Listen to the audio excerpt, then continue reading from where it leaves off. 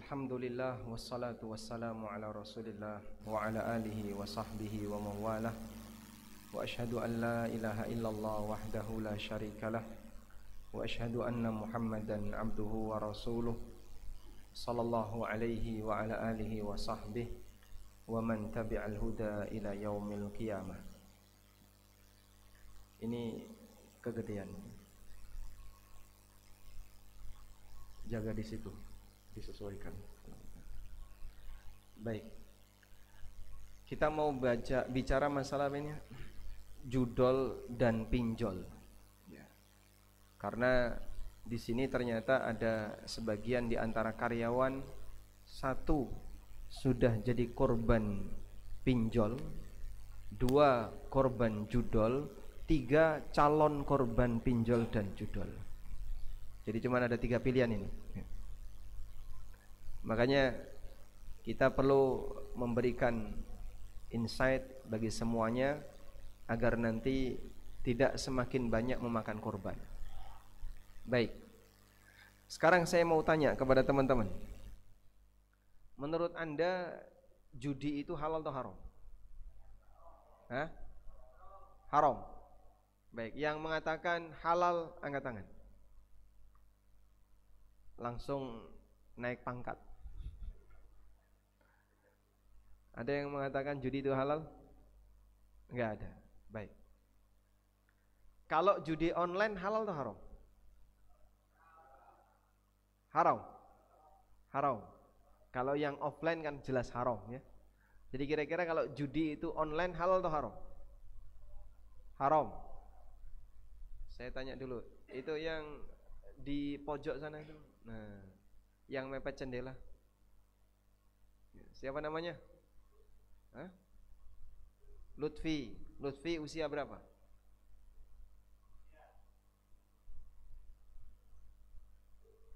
Berapa? 2 tahun. 20 tahun. Masya Allah. Lutfi, menurut kamu judi online itu halal atau haram? Haram. Haram, yakin? Alhamdulillah. Baik. Belakangnya, paling belakang. Siapa namanya? Nugroho. Lengkapnya siapa?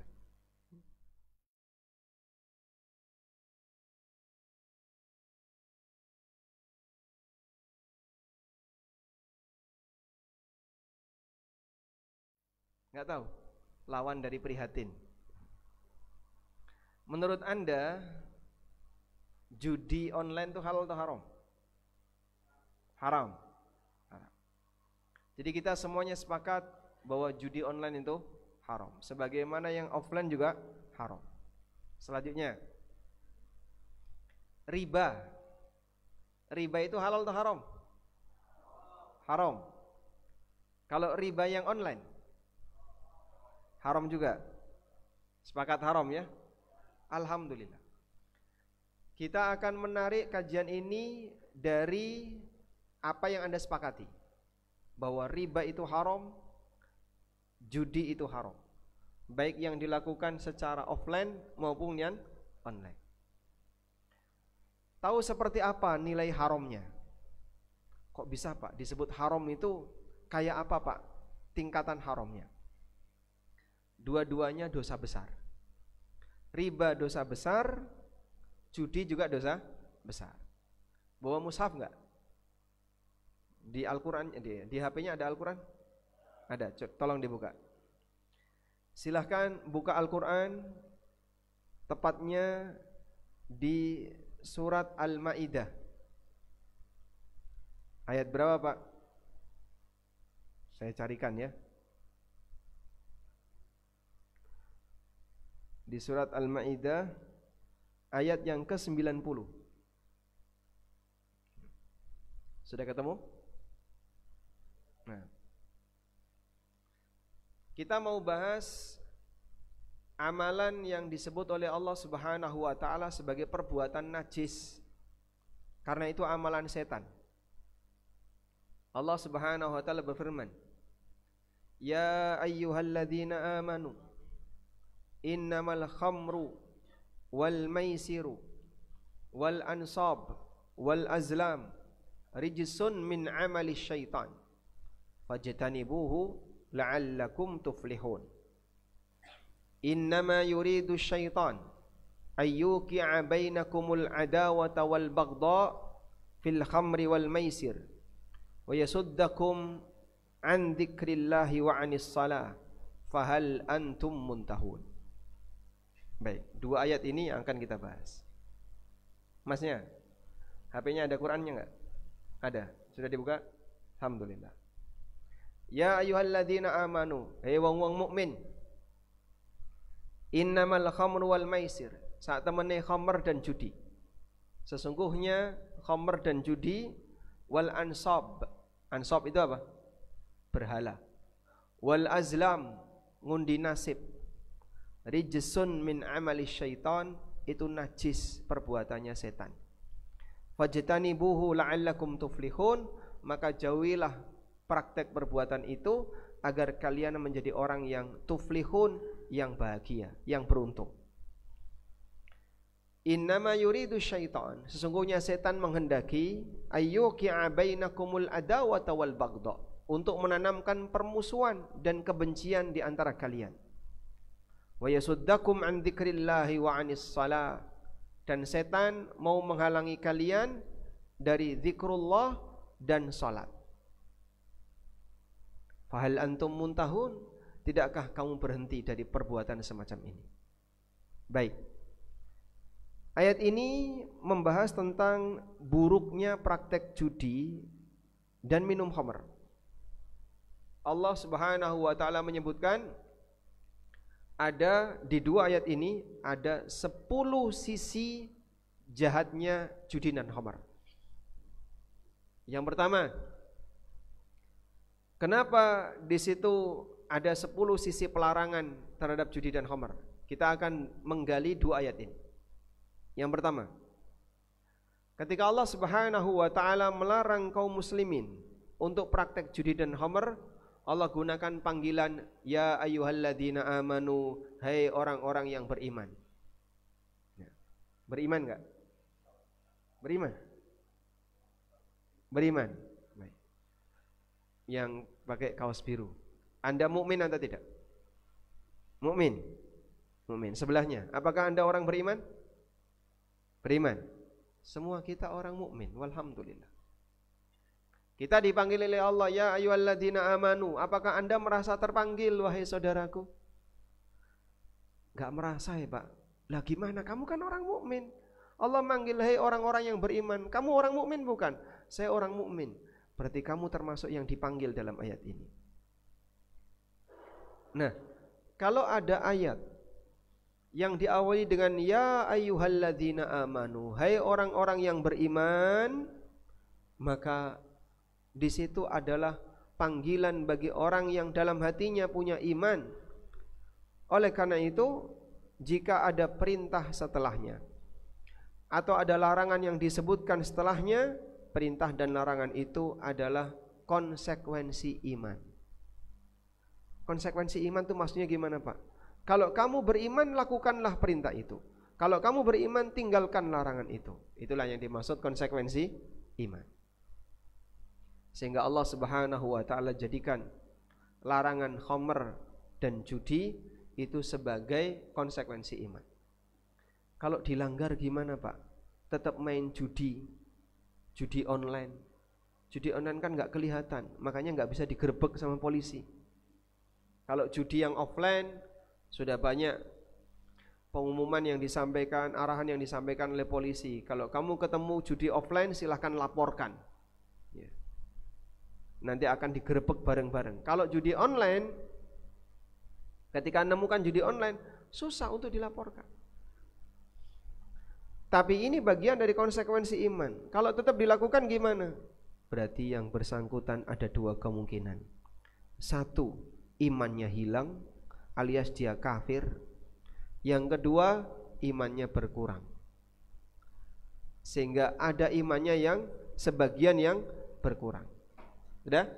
Tapi tidak sampai kafir. Artinya kalaupun orang melakukan perbuatan itu, maka dia melakukan pelanggaran yang menyebabkan kesucian imannya berkurang. Waliyadzubillah, padahal iman ini anugerah dari Allah Subhanahu wa taala. Maka teman-teman tolong dijaga dengan baik. Jangan sampai kita menodai iman kita dengan melakukan perbuatan yang menyebabkan iman kita berkurang. Satu ini ya. Yang kedua, Allah Subhanahu wa taala menggandengkan judi itu dengan beberapa perbuatan terlarang yang lainnya. Ada khamr, ada berhala, ada mengundi nasib. Artinya perbuatan judi itu mirip seperti perbuatan-perbuatan jelek yang lain. Coba ada nggak di antara kita yang mau jadi penyembah berhala? Ya, masnya pernah menyembah berhala, mas? Nggak pernah. Alhamdulillah. Baik. Bapak pernah menyembah berhala nggak? Pernah menyembah berhala? Mas ini siapa namanya? Bukan ini, depan ini. Mas Ferry. Pernah menyembah berhala? Belum pernah, alhamdulillah. Insyaallah. Belakangnya yang pakai batik. Saya belum tanya kok sudah gitu. Menurut Anda berhala itu tercela enggak? Berhala itu tercela atau tidak? Tercela. Sehingga Allah Subhanahu wa taala sampaikan, "Innamal khamru wal maisir wal ansab wal azlam." Sesungguhnya minum khamr, main judi, kemudian nyembah berhala dan ngundi nasib, itu semuanya perbuatan jelek. Disebutkan secara berderet dalam satu ayat menunjukkan kalau perbuatan ini sama jeleknya, walaupun kualitas keburukannya beda. Kemudian yang ketiga, Allah Subhanahu wa taala menyebut perbuatan itu rijsun, perbuatan najis. Yang najis di sini apanya, Pak? Tentu saja bukan najis bendanya. Judi Anda itu pakai apa? Pakai HP, Pak. HP-nya najis enggak setelah itu, Pak? Dicuci dulu habis kepake judi. Kata Allah, judi itu najis. Berarti ketika orang main judi pakai HP, selesai main judi, HP-nya jadi najis. Mau dibawa ke sholat, dibawa ke toilet dulu, dicuci dulu HP-nya, dimasukkan ke dalam bak, digosok, setelah itu dipakai sholat. Apa yang terjadi jamaah? Nangis. HP ini rusak. Loh, berarti terus gimana Pak Ustadz? Kalau saya sudah telanjur judi online pakai HP, kata Allah di sini rijsun, najis. Najis di sini najis perbuatan, bukan najis bendanya. Orang judi pakai uang, uangnya tetap suci. Orang judi pakai kartu domino atau kartu apa, kartunya tetap suci. Namun perbuatan yang dia lakukan itu perbuatan najis. Artinya perbuatan yang jahat, yang jelek, sehingga tidak layak untuk kau lakukan. Selanjutnya, yang keberapa? Keempat, Allah sebut min amali syaitan, perbuatan setan. Ya. Jadi kira-kira yang ada di sini, yang pengen jadi muridnya setan, angkat tangan. Saya daftarkan nanti untuk jadi muridnya setan. Ada? Niru setan berarti dia ngikuti setan dari belakang. Maka dia jadikan setan sebagai uswah kehidupannya, uswah sayyi'ah, sebagai panutan bagi hidupnya. Dia jadi muridnya setan. Dan kita tidak ingin musuh dijadikan guru, musuh jadi guru. Kapan orang menjadikan musuh sebagai guru? Ketika dia jadikan setan sebagai panutannya. Padahal setan itu dalam Al-Quran dikatakan oleh Allah gimana? Inna syaitana kana lakum aduwan mubina. Sesungguhnya setan itu adalah musuh yang nyata bagi kalian. Sudah jelas ini adalah perbuatan setan, kok kita tiru-tiru? Oh, berarti awakmu jadi muridnya setan, melu-melu guru setan. Padahal dia adalah musuh bagi kamu. Jangan jadikan musuh sebagai guru. Ada nggak Pak orang yang menjadikan musuh sebagai guru? Banyak sekali. Dia berguru kepada orang yang akan mengajak dia untuk berbuat jahat. Maka sejatinya yang ngajak dia berbuat jahat ini adalah musuhnya, ingin merusak anak ini. Tapi karena dia ngikuti penjahat tadi, akhirnya dia jadi muridnya. Makanya jangan sampai kita niru-niru perbuatan setan. Salah satunya adalah main judi. Yang berikutnya berapa? 5. Fajtanibu. Allah perintahkan untuk fajtanibuhu, jauhilah. Jauhilah permainan judi itu. Artinya ketika Anda perintah untuk dijauhi, berarti posisi kamu dengan posisi judi itu berada di dua tempat yang berbeda. Misalnya sedang menjauh, berarti meninggalkan tempat.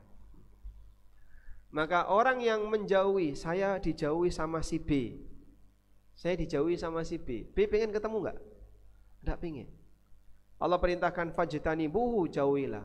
Jangan coba-coba mendekat. Terus gimana itu Pak?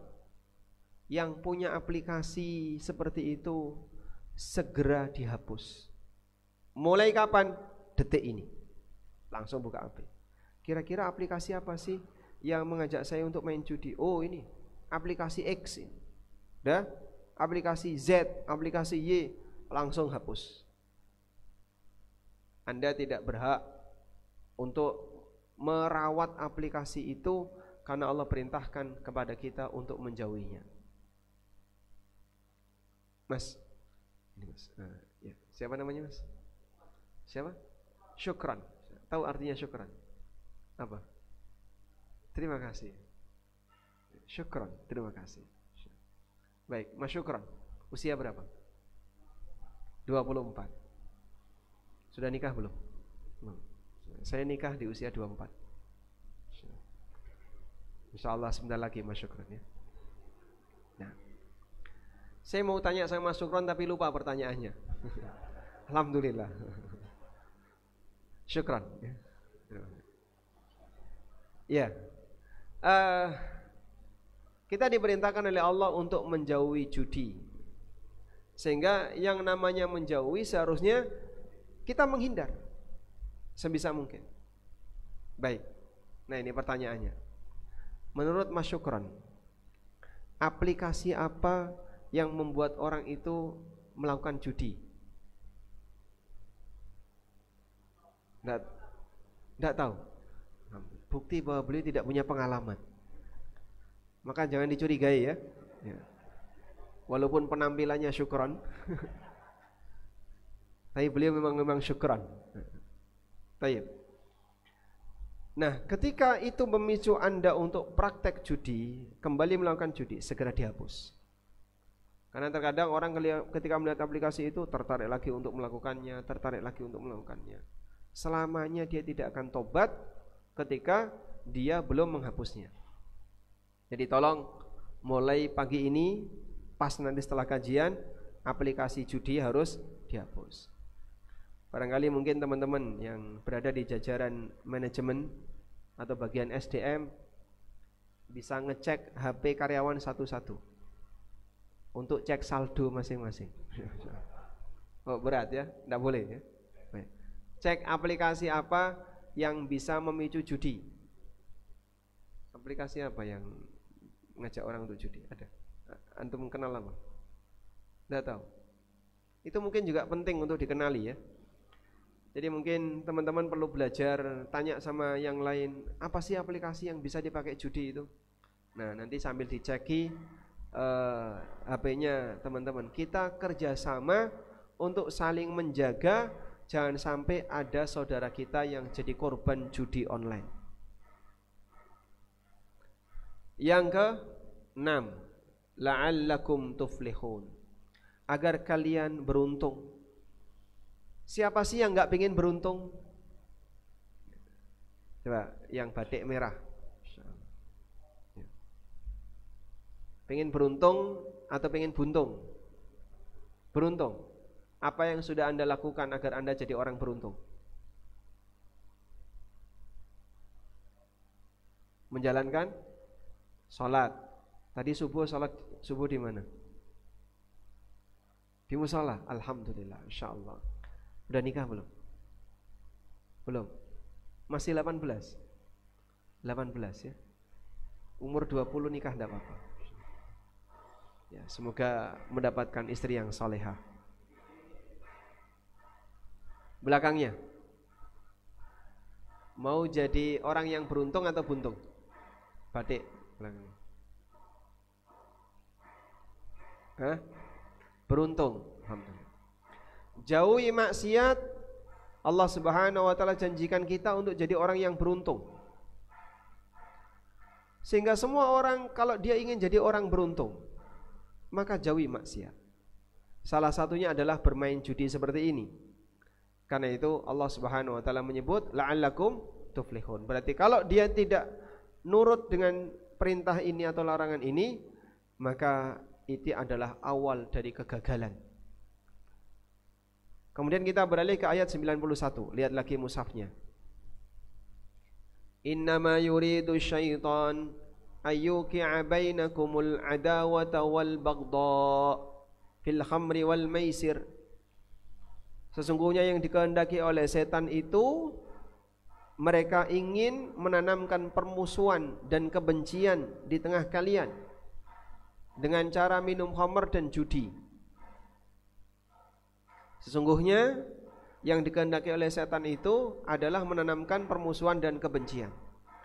Sehingga madarat yang nomor 7,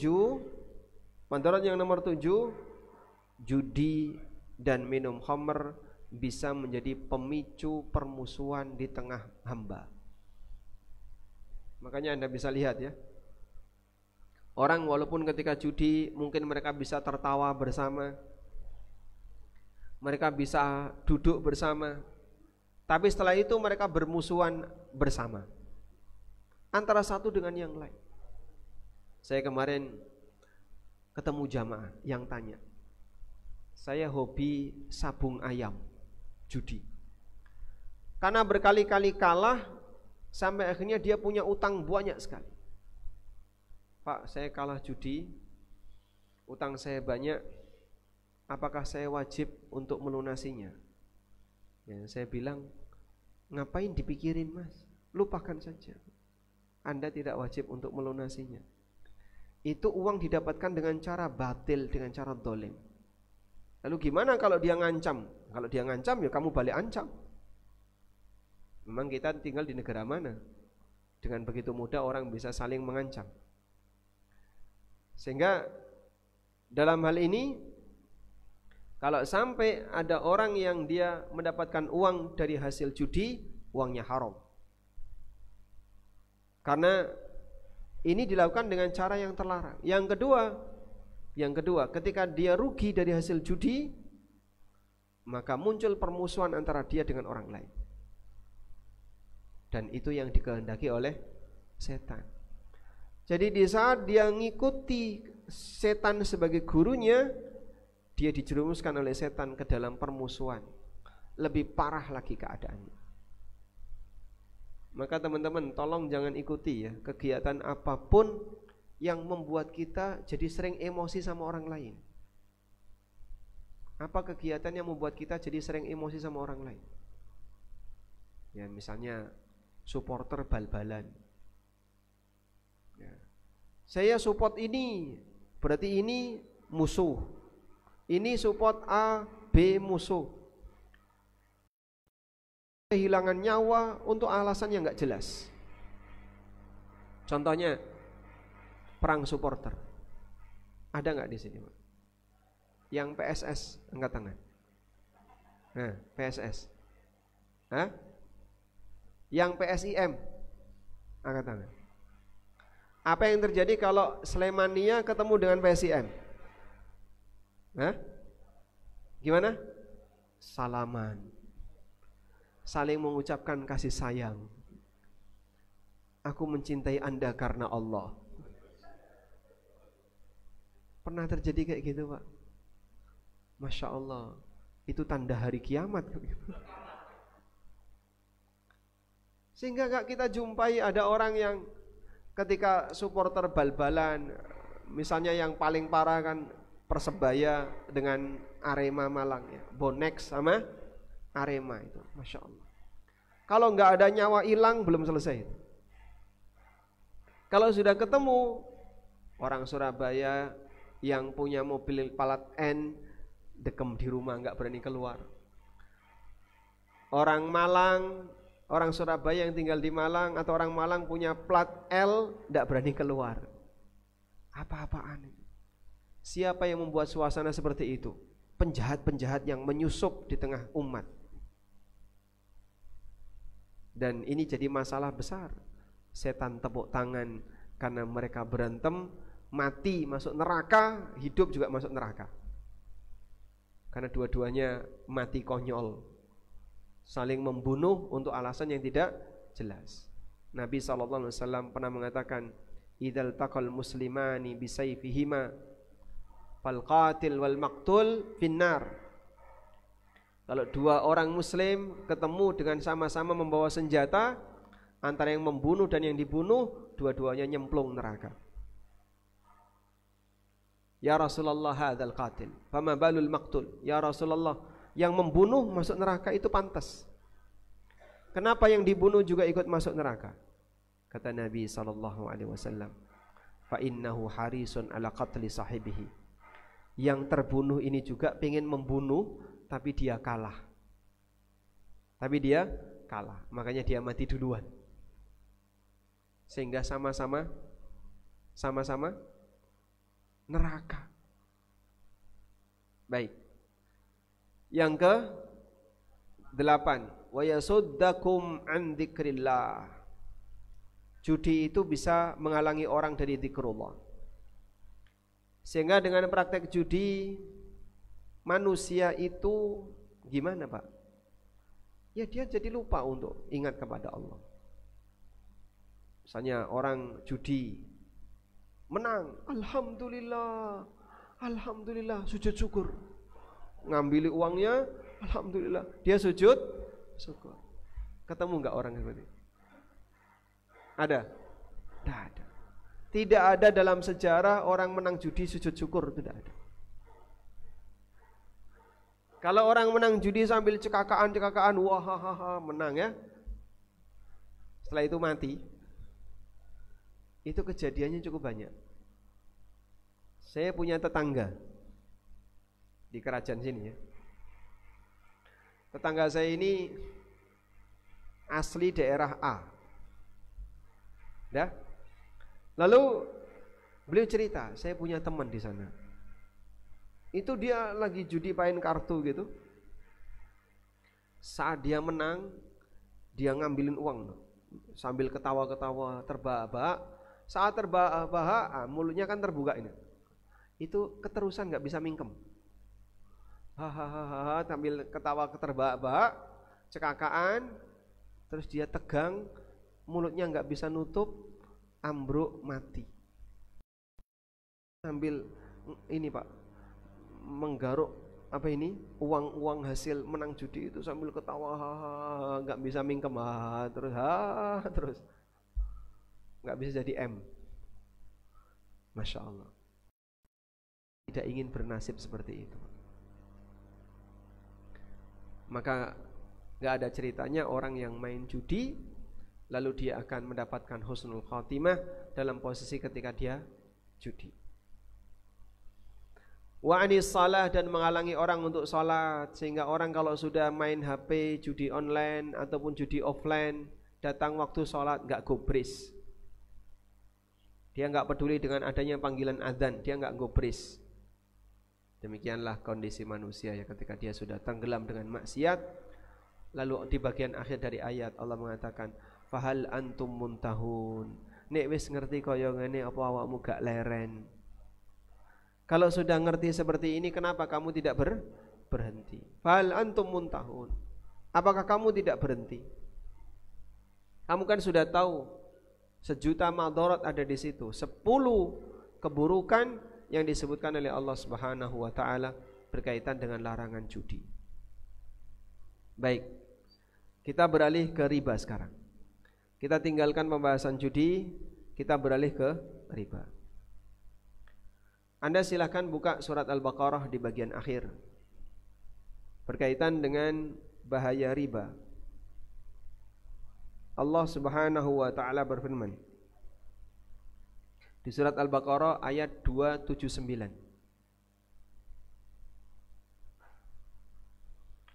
Fa illam taf'alu fa'dhanu biharbin minallahi wa rasulih. Kalau kamu tidak mau meninggalkan riba, maka umumkan untuk perang dengan Allah dan Rasulnya. Ini dosa besar riba. Makan riba itu ditantang perang oleh Allah dan Rasulnya. Baik ya, yang baju biru, insyaallah. Siapa namanya? Sigit. Mas Sigit, usia berapa? 23. Kira-kira apa yang terjadi kalau Anda ditantang perang oleh Allah? Hah? Gimana? Gimana? Mati saja. Mati belum beres itu. Baik, sebelah kanannya. Siapa namanya? Azmi, Atmi,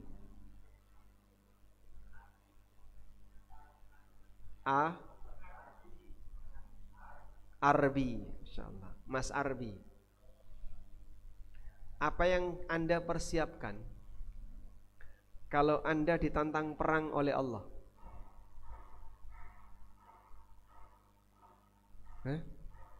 Gak kebayang, Pak. Gimana rasanya orang ditantang perang oleh Allah itu? Kayak gimana sih, Pak? Apa terus kita bawa senjata, lalu tiba-tiba Allah datang dengan pasukannya? Subhanallah. Kalau sudah ditantang perang oleh Allah, itu artinya kesempatan dapat rahmat Allah kecil. Kesempatan untuk mendapatkan rahmat Allah itu kecil. Baik, manusia dikumpulkan jadi satu di padang Arafah.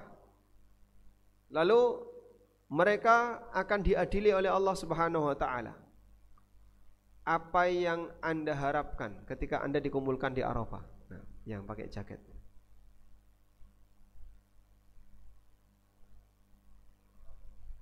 Bisa menjawab?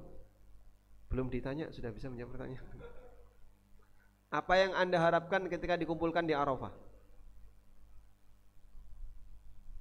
Pengen bidadari atau pengen apa? Semua orang mengharapkan ampunan dari Allah. Jadi kira-kira kalau ada orang yang mengharapkan ampunan dari Allah, tapi dia tidak diampuni oleh Allah karena ditantang perang oleh Allah, berapa persen peluang untuk dapat ampunan? Kecil sekali. Maka jangan dianggap remeh ya. Dosa semacam ini jangan dianggap remeh. Sehingga mulai sekarang kita menjaga komitmen. Saya tidak akan bertransaksi riba. Jaga komitmen itu. Gimana Pak cara menjaga komitmen itu? Gangguan yang paling besar dan yang paling gampang adalah pinjol tadi. Di HP saya ini banyak sekali. Ini kalau saya bacakan tuh ada banyak sekali. Saya itu di SMS berkali-kali. Bentuknya kan SMS ya. Ajakan untuk utang dengan kemudahan yang mereka berikan. Ada yang bilang bunga kecil dan seterusnya. Tapi itu semuanya dosa besar. Aku tidak pedulikan. Sehingga Anda kalau mengalami itu gak usah digubris. Tapi aku butuh ya Pak. Butuh apa kamu? Saya butuh nyekel duit banyak. Buat apa? Ya tak tahu itu. Kok tak tahu gimana? Ada banyak orang yang kayak gitu. Dia dibuat oleh setan merasa butuh sampai akhirnya dia makan yang haram. Kecuali kalau misalnya kamu sudah nikah, punya anggota keluarga, punya istri dan anak, gajinya kerja di sini kurang misalnya. Nah, kalau kerja di sini kurang, cari pekerjaan di tempat yang lain. Ya, setuju nggak? Buka cabang, jangan jadi karyawannya. Izin, saya mau buka cabang, boleh enggak?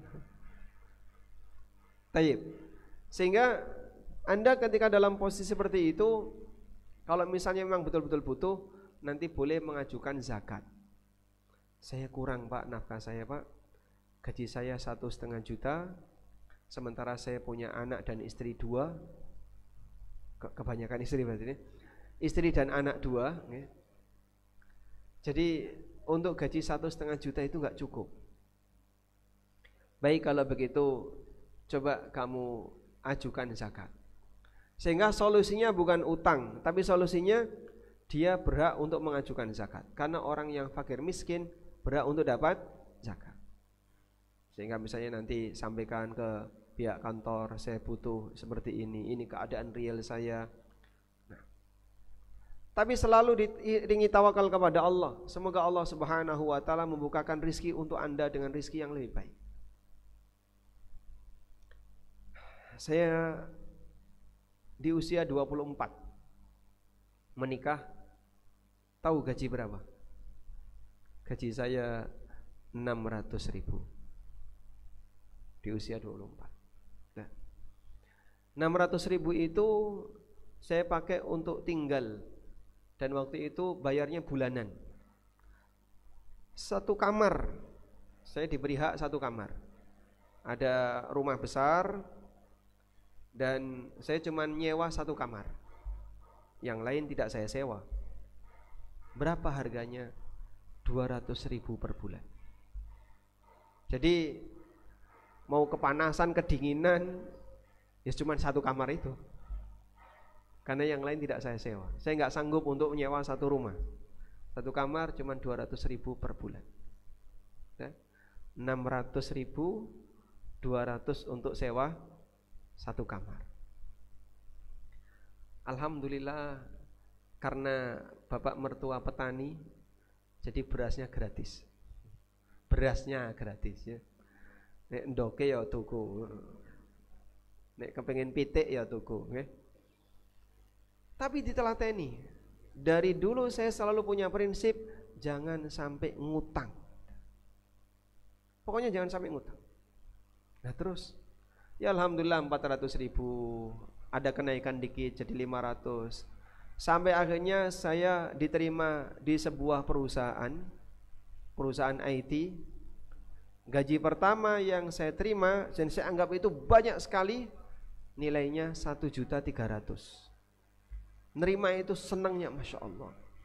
Baru pertama kali ini saya terima gaji 1.300.000. Ya, punya tabungan dikit-dikit 1.300.000. Ya intinya pokoknya nggak utang aja. Kenaikan gaji saya tiap 2 bulan. 2 bulan dinaikin 100. Dah kerja di unit usaha ini ya, di perusahaan ini dinaikin sampai gaji saya kurang lebih 2 juta. Itu setelah kerja sekian tahun. Jadi kalau sekarang ini yang paling rendah berapa gajinya? 1,8. Bujang 1,8. 1,7, 1,8 masih bujang. Sisa itu. Seharusnya sisa. Cuman tinggal komitmennya saja. Kamu mau nggak berkomitmen untuk hidup sederhana, tidak mengejar gaya hidup, seadanya, bila perlu makan ikut kantor. Kalau ada makanan sisa bawa pulang boleh? Boleh kan? Nggak boleh? Nggak boleh. Yang sisa-sisa konsumen itu loh. Ada sisa ayam sepotong. Saya masih ingat ya. Tapi ini enak nggak diceritakan ya? Pahit sebenarnya. Nggak apa-apa ya. Cuman ini pengalaman sebelum menikah. Kalau setelah nikah saya nggak melakukan itu. Saya makan ayam di sampah. ayam di sampah.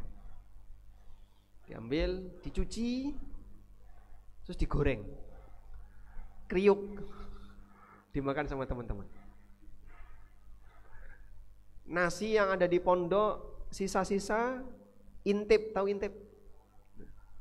Kerak yang gosong itu di antara nasi yang biasa saya makan.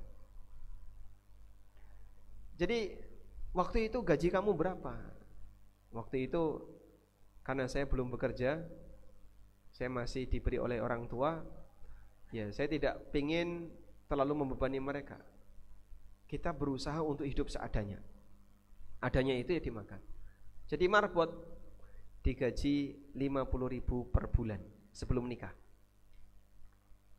Baik. Mungkin Anda mengalami perjalanan hidup yang berbeda dengan saya. Begitu Anda baru lulus SMA di usia 20 tahun, sudah bisa dapat gaji 1,8. Itu gaji saya setelah punya anak.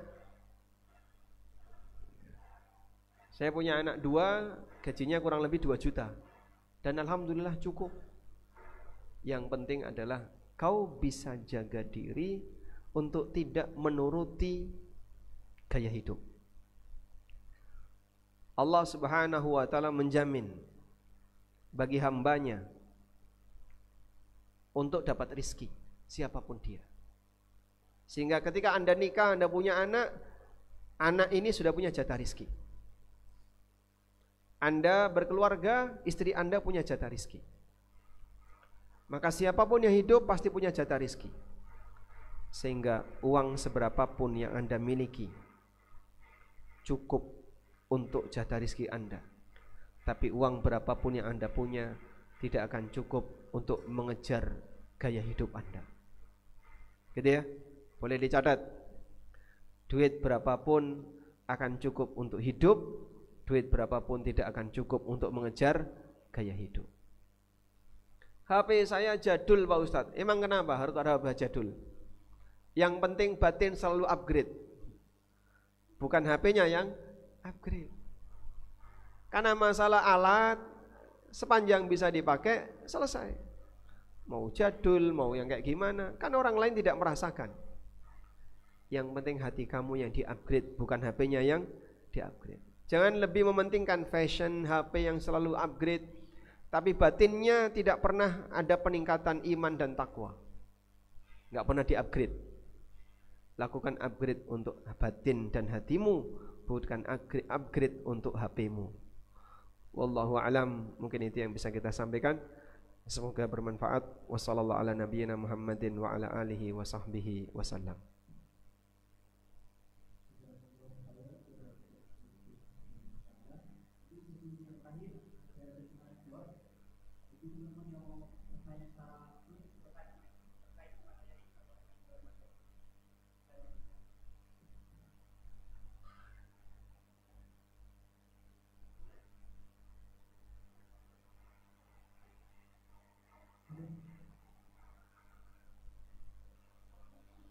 Waalaikumsalam warahmatullahi wabarakatuh.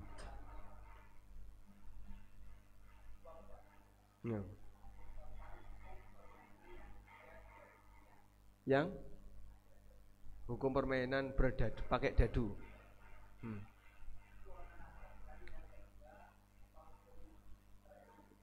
Trading.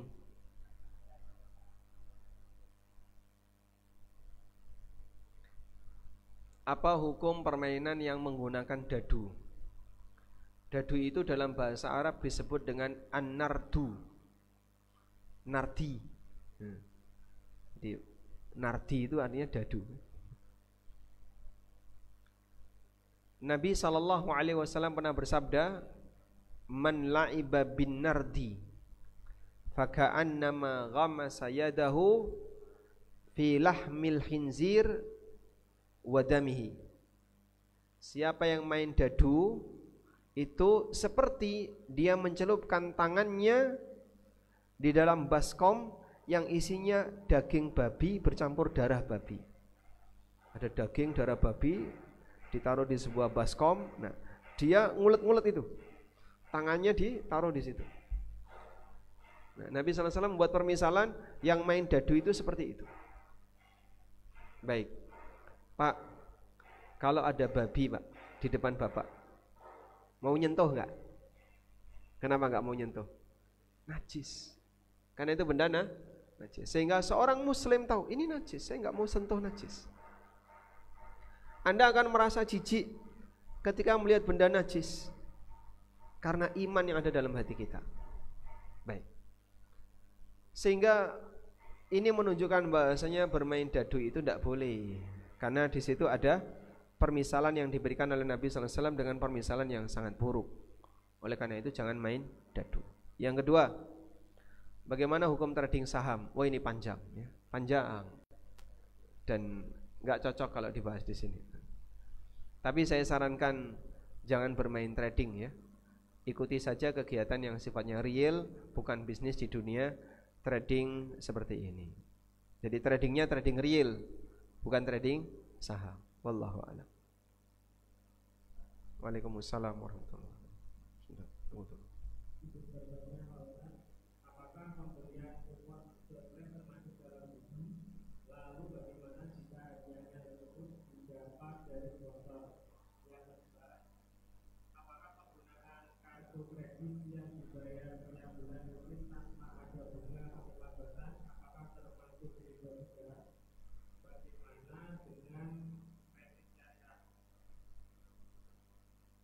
Baik. Beli kupon lalu dapat hadiah, nanti diundi, tapi kuponnya beli. Berapa harga kuponnya? Belanja gratis kupon atau kupon beli? Beli kupon. Kalau kuponnya beli terus nanti dapat hadiah, ini masuk kategori judi. Beli kupon, lalu kuponnya diundi, siapa yang menang dapat hadiah. Bagaimana kalau hadiahnya dari sponsor? Kalau hadiahnya dari sponsor, bukan dari iuran kupon, ini masuk kategori goror. Kategori goror. Goror itu apa? Transaksi yang tidak jelas. Beli kupon 10.000, hadiah sepeda motor. Kalau nggak dapat hadiah, ya rugi 10.000. Nah, transaksi di mana ada peluang untung dan rugi itu judi. Nah, jika kemudian hadiah itu dari sponsor, bukan dari hasil iuran kupon, minimal statusnya goror. Dan Nabi SAW melarang praktek itu. Nah, Rasulullah SAW an bai'il goror. Rasulullah SAW melarang praktek jual beli goror. Berikutnya tentang apa tadi? Kartu kredit. Kartu kredit kan berarti utang tanpa denda, tanpa bunga, terus tanpa bunga, tanpa denda. Terlambat pun tidak ada denda, nggak ada penalti.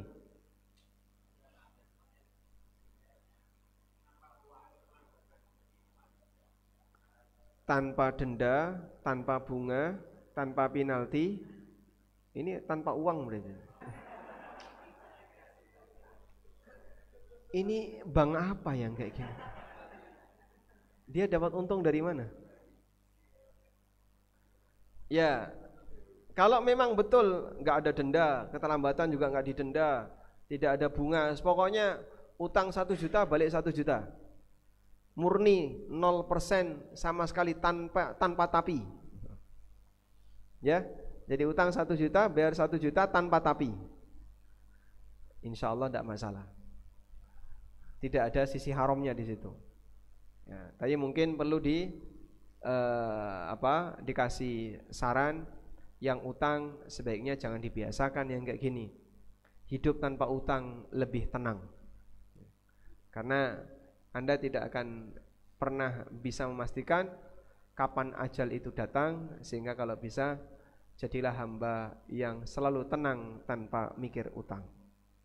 Nah, selanjutnya. Jadi siapa namanya? Dafri.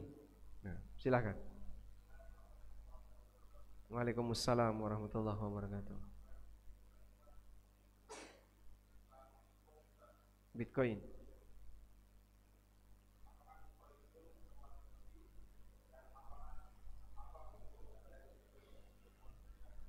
Ya. Bitcoin ini difatwakan oleh sebagian ulama mendekati judi. Karena orang naruh duit terus nanti grafiknya enggak karuan naik turun, ditarik bisa untung bisa rugi. Sehingga yang terjadi di situ mendekati judi. Walaupun ada yang bilang itu minimal goror, tidak sampai judi. Jadi goror itu kondisi yang lebih ringan daripada judi. Intinya sangat tidak kita rekomendasikan. Sehingga kalau mau dapat duit ya jangan bermain di dunia grafik. Cuman grafik kayak gitu. Terus kamu dapat apa itu? Ya enggak tahu. Pokoknya saya naruh duit di situ, tiba-tiba harganya naik, saya ambil untung. Harganya turun, saya ambil buntung. Ini bukan hal yang baik untuk diikuti. Sehingga Anda jangan ikuti Bitcoin. Kalau mau ikut terlibat dalam usaha yang real, ya, uang itu diwujudkan dalam bentuk sesuatu yang fisik, benda tertentu yang real. Saham perusahaan boleh nggak Pak? Boleh, itu mewakili aset. Kemudian nanti Anda bisa mendapatkan apa? Bisa mendapatkan dividen, bisa mendapatkan bunga. Walaupun bisa jadi nggak dapat apa-apa. Tapi beli saham berarti Anda beli aset perusahaan, kemudian dapat bagi hasil, insya Allah bagi hasilnya halal. Wallahu a'lam. Baik, mungkin itu dulu. Mudah-mudahan apa yang kita bahas ini bermanfaat. Wassallallahu ala nabiyyina Muhammadin wa ala alihi wa sahbihi wasallam. Wa akhiru da'wana anil hamdulillahi rabbil alamin. Wassalamualaikum warahmatullahi wabarakatuh.